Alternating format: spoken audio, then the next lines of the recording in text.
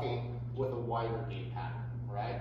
And they're doing that to compensate for that lack of balance by widening that, then they have they're more stable. However, what happens then is that changes the mechanics of everything else.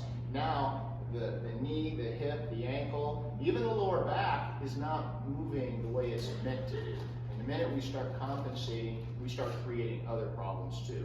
Because it's very common with folks with balance issues or even a history of falls that we start seeing some low back pain too.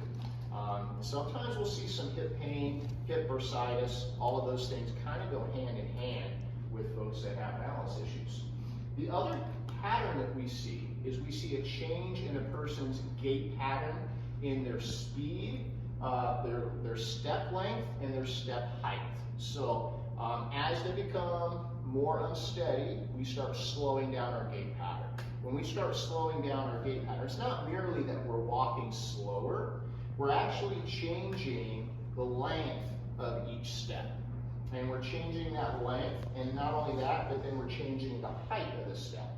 So what tends to happen is it becomes more of a shuffling type of gait pattern, and that also increases a person's risk of falls. And we'll talk a little bit more in depth on each of those areas as we go along. But let's cover. Anybody have any questions about anything right now?